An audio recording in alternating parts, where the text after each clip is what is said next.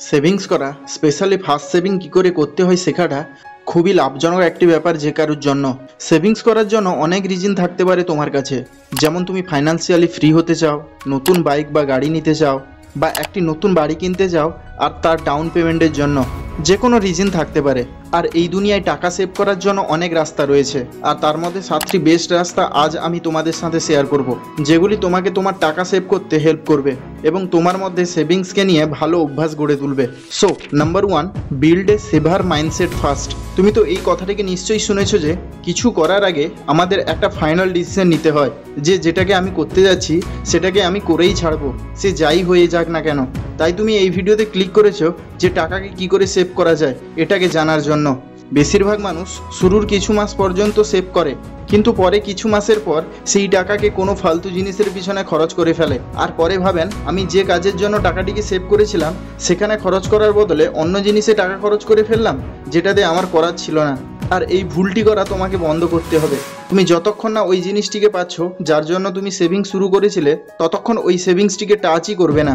একটা ফাইনাল এবং solid decision বানিয়ে নাও, সে যাই হয়ে যাক না কেন আমি আমার সেভিংসে টাচ করব না, যতক্ষণ না আমি সেটাকে পেয়ে যাচ্ছি যেটাকে আমি ভেবেছি।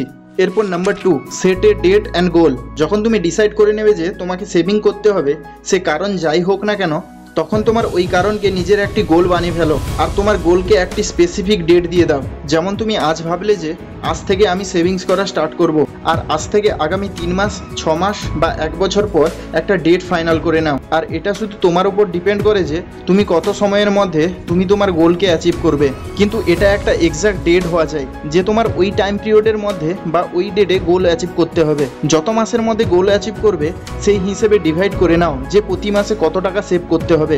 উদাহরণস্বরূপ তোমাকে 1 বছরে 1,20,000 টাকা সেভ করতে হবে, তাহলে তোমাকে পার মান্থ 10,000 করে টাকা সেভ করতে হবে। আর এটা শুধু আমি তোমাকে উদাহরণ হিসেবে বলছি, তুমি তোমার নিজের গোল হিসেবে ক্যালকুলেশন করে নেবে। নিজের গোলকে একটি এক্সাক্ট ডেট বা টাইম পিরিয়ড দিলে তোমার চান্স অনেকটা বেড়ে যায় সেটিকে অ্যাচিভ করার জন্য। এরপর 3 নম্বর, সেভ ফার্স্ট স্পেন্ড লেটার। বেশিরভাগ লোক এই ভুলটি সাধারণত করে থাকেন যে যেই মুহূর্তে স্যালারি ক্রেডিট হয় বা মাসের ইনকাম আসে তখনই সর্বপ্রথম নিজেদের বিল পেমেন্ট করে, যা যা ইচ্ছে সেগুলিকে কেনে, আর তারপর যা বেঁচে থাকে সেটিকে সেভিংস করে। এখন থেকে তোমাকে এইটা ফলো করতে হবে। যখন তোমার স্যালারি ক্রেডিট হবে তখন সর্বপ্রথম যত টাকা সেভ করতে হবে তোমার গোলের হিসেবে সেটাকে নিজের অ্যাকাউন্টে রেখে দাও, তারপর নিজের বিল পেমেন্ট করবে, আর তারপর অন্যান্য সব কিছু। এখানে আমি তোমাকে একটি জিনিস সাজেস্ট করব যে নিজের জন্য একটা আলাদা অ্যাকাউন্ট করে নাও, যেখানে তুমি তোমার সেভিংসের টাকা সেভ করতে পারো, আর ওই অ্যাকাউন্টের কোনো এটিএম বা ডেবিট কার্ড বের করবে না, যাতে তুমি ওই টাকা সহজে বের করতে না পারো। একটা ভালো গভর্নমেন্ট ব্যাংকে অ্যাকাউন্ট খুলে নাও, যেখানে অ্যাকাউন্ট খোলার জন্য বেশি ফিস লাগে না। খালি তোমাকে দেখতে হবে যে সেভিংসের টাকাকে যেন সহজে তোলা না যায়। তোমাকে টাকা তুলতে হলে ডাইরেক্ট ব্যাংকে গিয়ে প্রসেসিং করতে হবে। এর ফলে কি হবে, তুমি রোজ রোজ তো আর ব্যাংকে যেতে পারবে না, তার জন্য আলাদা টাইম বের করতে হবে তোমাকে। আর কে এত দৌড়াদৌড়ি পছন্দ করে? এর ফলে তোমার টাকা সেভ থাকবে, তুমি নিজে চেয়েও বের করতে পারবে না তোমার টাকাকে। এরপর number 4, follow the 30 days rule. তোমার সাথে এটা কতবার হয়েছে যে তোমার কোনো জিনিসকে পছন্দ হয়েছে আর তুমি সেটাকে কিনে নিয়েছো, কেননা সেই সময় তোমার সেই ডিসিশনটি সঠিক লেগেছে, কিন্তু তার কিছুদিন পর বা কিছু মাস পর তোমার এমনটা লাগছে যে শুধু শুধু টাকাটা নষ্ট করলাম ওই জিনিসটিকে কিনে। তোমার এমনটা করা সঠিক ছিল না ওই খারাপ ডিসিশনটাকে নিয়ে। আর অনেক সময় এমনটা হয় যে আমরা কিছু জিনিস কিনি, সেগুলিকে ইউজ করে থাকি, কিন্তু ওই সেম জিনিসটি কিছুদিন পর ঘরের বা আলমারির কোনো কোণে পড়ে থাকে, আর আমাদের ধ্যান সেটার প্রতি যায়ই না। তাই এখন তুমি ওই ভুলটি যাতে না করো তার জন্য 30 ডেজ রুলস বলছি। এই রুলসটিতে এমনটা করতে হবে যে তোমার যখনই মনে হচ্ছে তোমার জিনিসটিকে কেনার দরকার তখনই একটু থেমে যাও, তখন ওটাকে কেনো না। 30 দিন অপেক্ষা করো, আর 30 দিনের পর যদি তোমার ওই জিনিসটিকে কেনা ইম্পর্টেন্ট লাগছে তাহলে কিনতে পারো। এর মানে তোমার জন্য ওই জিনিসটি ইম্পর্টেন্ট। আর এর থেকে এইটা হবে যে তুমি শুধু ওই জিনিসগুলোকে কিনবে যেগুলি তোমার জন্য ইম্পর্টেন্ট, তুমি ফালতু জিনিসে টাকা নষ্ট করবে না।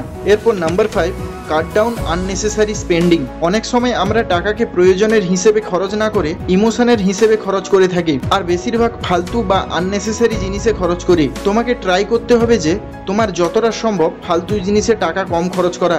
মানে যদি তোমার বাইরে খাবার খাওয়া অভ্যাস হয়ে গেছে তাহলে বাড়ির খাবার খাওয়া অভ্যাসকে নিয়ে আসো নিজের মধ্যে, এতে তোমার টাকাও সেভ হবে এবং শরীরও সুস্থ থাকবে। মুভি সিনেমা হলে গিয়ে দেখাটা যত কম হয় তত কম করো। যতক্ষণ না কোনো ভালো মুভি আসে, লাইক চাভা টাইপ, ফালতু ফালতু পার্টি থেকে দূরে থাকো।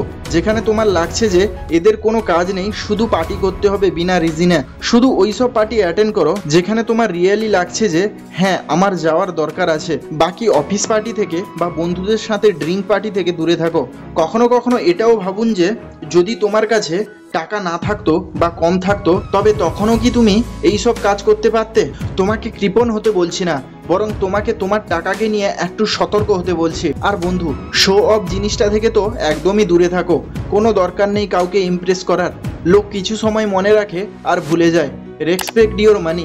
সবসময় নিজের দরকার অনুসারে খরচ করো, আর এমনভাবেও খরচ না করো যে কাল আসবে না। Number 6, don't pay by card and UPI. আজ থেকে একটা রুল বানিয়ে নাও, তুমি যখনই কিছু কিনবে আর পে করবে, সেটিকে কার্ড দিয়ে নয় বরং ক্যাশ দিয়ে করবে। অ্যাকচুয়ালি এর পিছনে একটি সাইকোলজিক্যাল রিজন রয়েছে। যখন তুমি কাউকে ক্যাশ দাও তখন ওই ক্যাশটি তোমার মধ্যে ফিল হয়। হাত দিয়ে টাকা দেওয়ার সময় ওই অনুভূতিটি তোমার আঙুলে ফিল হয় আর ডাইরেক্ট ব্রেনেও ফিল হয়, যেটি কার্ড বা ইউপিআইতে পেমেন্ট করলে হয় না। তাই বেশিরভাগ লোক 1000 টাকার কোনো জিনিস একবার সোয়াইপ করেই কিনে নেয়। 1000 টাকাকে হাত দিয়ে এবং কার্ড দিয়ে পেমেন্ট করার মধ্যে অনেক ডিফারেন্ট। যখন তুমি ক্যাশ দিয়ে পেমেন্ট করবে, দেখবে তুমি কমই পেমেন্ট করবে। কার্ড দিয়ে শুধু তখনই পেমেন্ট করবে যখন কোনো ডিসকাউন্ট বা অফার থাকবে বা কোনো বড় পেমেন্টের ক্ষেত্রে। ইভেন ওয়ারেন বাফেটও কার্ডের থেকে ক্যাশে পেমেন্ট করাকে বেশি পছন্দ করেন, আর টাকা সম্পর্কে ওনার থেকে কে আর বেশি জানেন। এরপর লাস্ট নাম্বার 7, সেট এ বাজেট। প্রত্যেক মাসের শুরুতে যখন তুমি ইনকাম পাবে তখন শুরুতেই একটি বাজেট বানিয়ে নাও। ডিসাইড করো যে তুমি কোথায় কত টাকা খরচ করবে এবং কোথায় করবে না। মানে তুমি ঘরের খরচে, ডেলি ট্রাভেলিংয়ে, নিজের পার্সোনাল খরচে, বাকি খরচে কত টাকা খরচ করবে এবং কত টাকা সেভ করবে। নিজের খরচ এবং জরুরি জিনিস হিসেব করে একটি বাজেট বানাও। তখন তুমি জানতে পারবে কোথায় কত টাকা খরচ করতে হবে আর কোথায় খরচ করা যাবে না। বাজেটিংয়ের অভ্যাসটি খুবই ভালো একটি অভ্যাস, আর যাই হয়ে যাক না কেন তোমাকে তোমার টাকা পয়সার হিসেব রাখা দরকার। এটি তোমাকে লং টার্মে অনেক হেল্প করবে, তোমার টাকাকে ওয়েস্টের হাত থেকে বাঁচাবে এবং তোমাকে সেভিংস করতে অনেক হেল্প করবে। তাহলে ভিডিওটি এখানেই শেষ হচ্ছে। ভিডিওটি ভালো লাগলে লাইক এবং শেয়ার করবেন এবং চ্যানেলটি সাবস্ক্রাইব করবেন। Thank you for watching.